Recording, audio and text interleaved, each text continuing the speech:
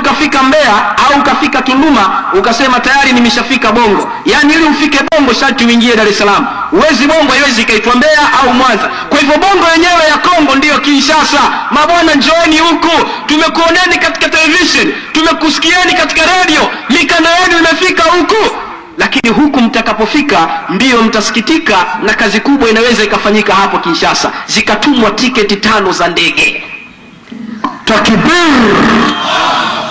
Masaa 2.5 tukajua angani, tukatua katika international airport of Njili Kinshasa. Tukawakuta Waislamu zaidi ya 300 wanatusubiri katika jiji la Kinshasa ndani ya airport, wakiongozwa na mufti wao. Wengine machozi yanawatoka, walikuwa wakituona katika TV walizani kwamba hawa watu ni wazito sana, wana mitambi hiyo, lakini baada ya kutuona hawakuamini, wengine wanalia, hivi kweli hawa ndio wanaofanya kazi ya kuusafisha Uislamu? Sisi tukafarijika, na sisi machozi yakawa yanatutoka. Ile unaiona ruhamau bainahum, Mwenyezi Mungu anasema wanahurumiana wao kwa wao Waislamu katika kila jambo. Mufti Sheikh mkuu anatuambia, wallahi hapa katika Jamhuri yetu ya Kidemokrasia ya Kongo tokea enzi hizo anatawala Mobutu Sese Seko Kukuwenzo Wazabango, Waislamu tulikuwa hatujapata uhuru wa kuutangaza Uislamu wetu. Ile haki ya uhuru katika jamhuri hii ilikuwepo bado enzi hizo, inaitwa Zaire. Lakini alipoingia Laurent Desire Kabila tulipata haki na amani ya kuutangaza Uislamu wetu.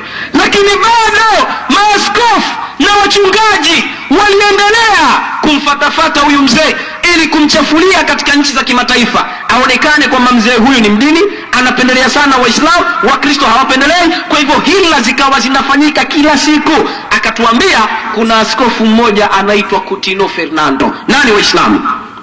Coutinho Fernando nani? Wote tuseme Coutinho Fernando. Coutinho Fernando. Coutinho Fernando. Coutinho Fernando. Habari zake ni nzito sana. Huyo Coutinho Fernando ni askofu wa kanisa.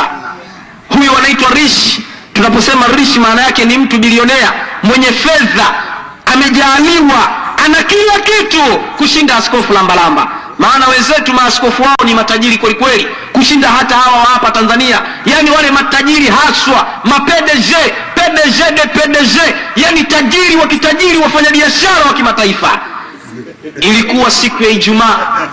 Ijumaa kwa Kifaransa maana yake wanaita vendredi.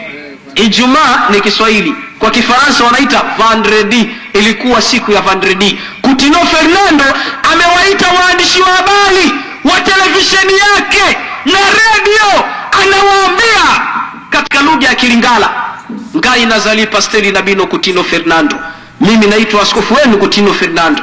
Lelo ezali mkore ya vendredi, leo ni siku ya Ijumaa, na simbi kora ya bamizilima, nimeshika Qur'ani ya Waislamu. Sio kama ni mizlimani, kama unaona Muislamu azotambula na kati ya monti, anatembea katika dunia, azosala liboso anakuwa kimbelembele bamizilima nyoso bazali bandoki. Akasema Waislamu wote ni wachawi, kindoki na bango euti na kati ya Qur'an, uchawi wao unatoka katika Qur'an. Akachukua Qur'ani ya Allah akawaonyesha, akawaambia hiki ni kitabu cha Waislamu. Ilikuwa siku ya Ijumaa, kipindi ambacho Waislamu wametoka kuswali, majira ya saa 9 yanaelekea na nusu, anawaambia hiki ni kitabu cha Waislamu. Akasema sikoyongai pasteri Coutinho Fernando, sasa mimi askofu Coutinho Fernando nakotumba Qur'ani ya bamizilima, na choma moto Qur'ani ya Waislamu. Soki na kozala liboma, kama litakuwa chizi Qur'ani zalia solo, Qur'ani ni ya kweli. Soki na kozala liboma te, kama sitokuwa chizi Qur'ani zalia solo te, Qur'ani sio ya kweli. Sallallahu ala nabii, sallallahu ala nabii.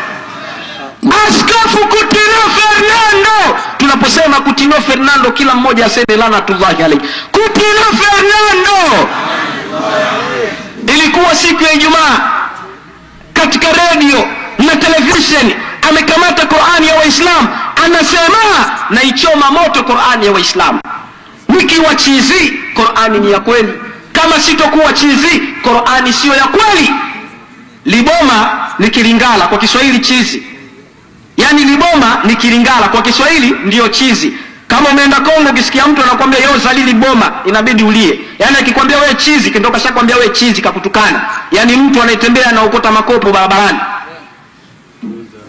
Kutino akafungua surati Yasin akawaambia, "Verse nafungulia ngoba zobenga surati Yasin. Maandiko haya nimeyafungua wanaita surati Yasin. Sikongai na kotuma Qur'an mislima. Sasa mimi nachoma moto Qur'ani wa Islam." Akachukua mkasi, akakata ile Qur'ani kipande kati kwa kati, akigawanyisha mara mbili. Alipokigawanyisha kisha akachoma kipande cha kwanza, television inaonyesha.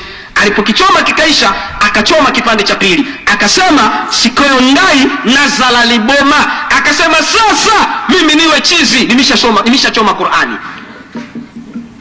Alipoichoma Qur'ani, tuangalie mabalaa yaliyotokea ndani yake yeye.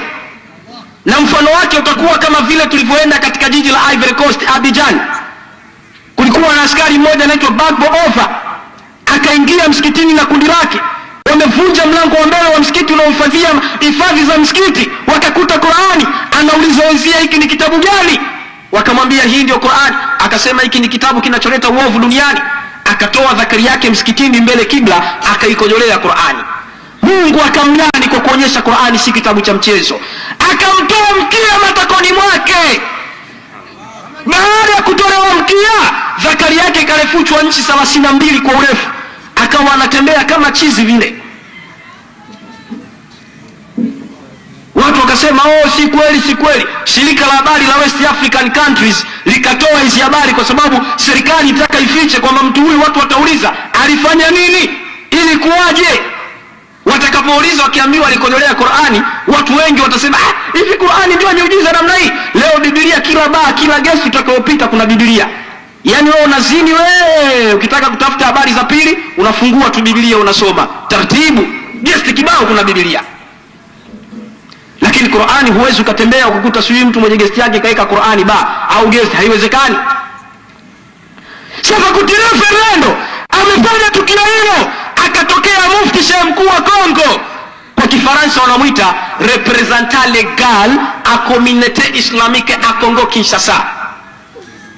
Mufti shehe mkuu wa baraza kuu la Waislamu wa Jamhuri ya Kidemokrasia ya Kongo akawaita waandishi wa habari wote, akawaambia, na bengi bino ba journalist nimewaita nyinyi waandishi wa habari, na bengi bino ba ambasaderi nyoso nimewaita nyinyi mabalozi wote. Likamboho esalami, jambo hili limefanyika nyakati ya Mboka na Biso katika nchi yetu. Bandala leo, kuanzia leo Mboka Mubimba, nchi nzima tunaingia katika jihadi, na tangaza rasmi jihadi. Waislamu wakaingia katika jihadi balabalani kuitetea Qur'ani, kumtetea Allah, kalimati tauhidi ya la ilaha illallah Muhammadi Rasulullah. Kwa nini Qur'ani imechoma moto? Baada ya tukio lile kutokea, Kutino Fernando akakimbizwa. Kongo pale Kinshasa unaposimama, ukifika maeneo ya State House, wenyewe wanaita Paledi la Nation. Paledi la Nation ndio ikulu yao. Ukisimama, kwa sababu nimeingia mpaka ndani, ukisimama Kongo Brazzaville unaiona ile pale.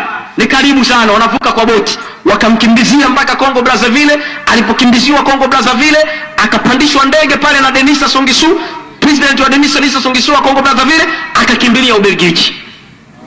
Sasa mwisho nitaelezea nini yaliyomkuta Ubelgiji ili kuonyesha kwamba Qur'ani si kitabu cha mchezo. Tuseme la ilaha illallah. Tunyoshe vidole.